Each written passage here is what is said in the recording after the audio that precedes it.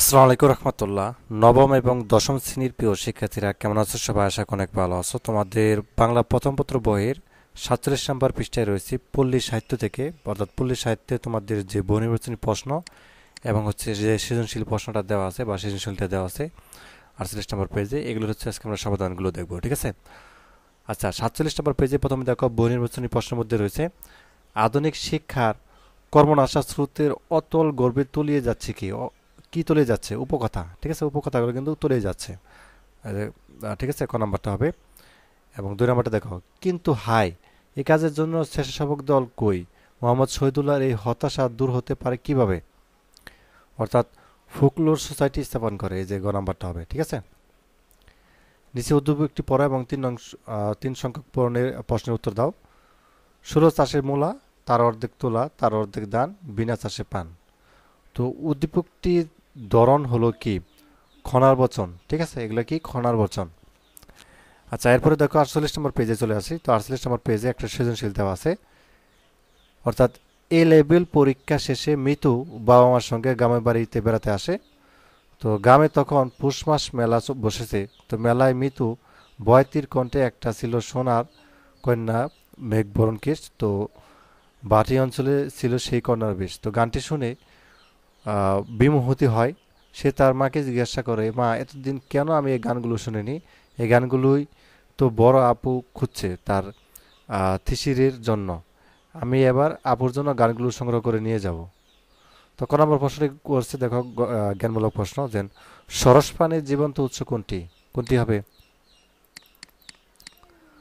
আচ্ছা, সরস পানির জীবন্ত উৎস হলো ঘুমপাড়ানি গান ও খোকা খুকির ছড়া, ঠিক আছে? দেখলা? আচ্ছা, খ নাম্বারটা দেখো, আধুনিক শিক্ষার কর্মনাশার স্রোত বলতে লেখক কি বুঝিয়েছেন? তো লেখক আধুনিক শিক্ষার কর্মনাশার স্রোত বলতে বর্তমান শিক্ষা ব্যবস্থার প্রভাবের কারণে পল্লী সাহিত্যগুলোর বিলুপ্তির বিষয়টি বোঝাতে চেয়েছেন, ঠিক আছে?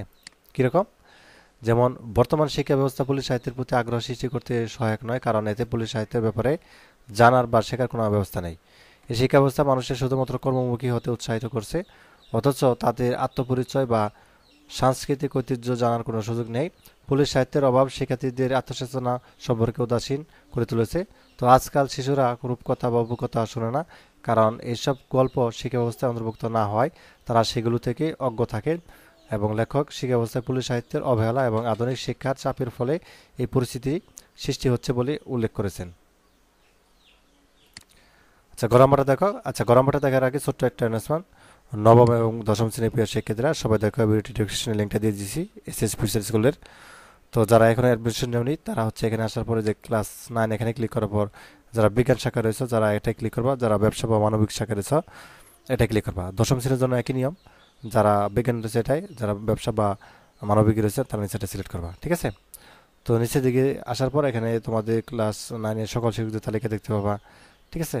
এবং প্রতি বিষয়ে একাধিক অভিজ্ঞ শিক্ষক রয়েছে, তাদের তালিকা দেখতে পাবা। তারা কিন্তু বিভিন্ন ঢাকা ইউনিভার্সিটি বা হচ্ছে বুয়েট, ঠিক আছে, মেডিকেল কলেজের স্টুডেন্ট। এবং একই সাথে কোর্সের এনসিটিভি কর্তৃক যে শর্ট সিলেবাস সেটা ডাউনলোড করে নিতে পারবা।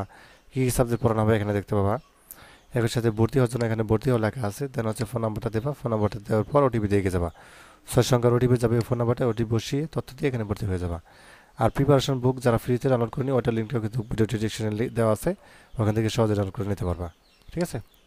গরমটা, মৃত্যুর এই গানগুলো না শোনার কারণটি পুলিশ সাহিত্য প্রবন্ধের আলোকে ব্যাখ্যা করো।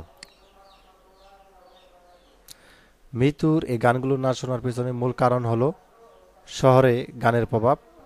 এই বিষয়টি পল্লী সাহিত্য প্রবন্ধে আলোচনা করা হয়েছে। একটি জাতির ঐতিহ্য ও সংস্কৃতি হঠাৎ করে গড়ে ওঠে না, বরং তা ধীরে ধীরে নানা পরিবর্তনের মাধ্যমে তার অস্তিত্বকে বিকশিত করে। যে কোনো পরিস্থিতিতে এবং যে কোনো মূল্যে নিজের শিখর ধরে রাখা জরুরি। তবে আধুনিক সমাজের পল্লী সাহিত্যের কোনো উপাদান নিয়ে এখনকার মানুষ অবগত নয়। আধুনিকতার প্রভাব এসব উপাদান ক্রমশ হারিয়ে যাচ্ছে। তো দিনে দিনে মানুষ তার নিজস্ব সাংস্কৃতিক ঐতিহ্য বলতে বসেছে এবং পল্লী সাহিত্যের অবদানগুলোকে অবহেলায় দেখছে। তো নাম্বারটা দেখো, যে উদ্দীপকের মৃত্যুই যেন ডক্টর মোহাম্মদ শহীদুল্লাহর চাওয়া পল্লী জননীর মনোযোগী সন্তান, মন্তব্যটি বিশ্লেষণ করো। উদ্দীপকের মিতির জন্য ডক্টর মোহাম্মদ শহীদুল্লাহ চাওয়া পুলিশ জননীর মনোযোগী সন্ধান মন্তব্যটি যুক্তিযুক্ত এবং সঠিক। তো প্রতিটি জাতির একটি নিজস্ব পরিচয় রয়েছে যা তাদের পূর্বপুরুষরা ধারণ করেছে এবং বহন করেছে, তাই নিজের অস্তিত্ব সম্পর্কে সচেতন হতে আধুনিকতার পাশাপাশি ঐতিহ্য এবং পূর্বপরিচয় ধরে রাখা এবং তার চর্চা করা প্রয়োজন। উদ্দীপকের মৃত্যুর গ্রামে বেড়াতে গিয়ে বয়াতি কণ্ঠে গান শুনে মুগ্ধ হয় এবং গানগুলো সম্পর্কে তারপর নয় প্রশ্ন তৈরি হয়। তো বাকিটুকু এইটুকু লিখে দিবা, ঠিক আছে? মানে এটা আসলে কি যে উদ্দীপক এবং এর সাথে যে মন্তব্যটি একদম সঠিক এবং যথার্থ, ঠিক আছে? আচ্ছা, এই ছিল আজকের ক্লাস। তো পরবর্তী পর্বে আমরা অন্য একটা পেজের সমাধান করবো। ধন্যবাদ সবাইকে ভিডিও দেখার জন্য। আল্লাহ হাফেজ।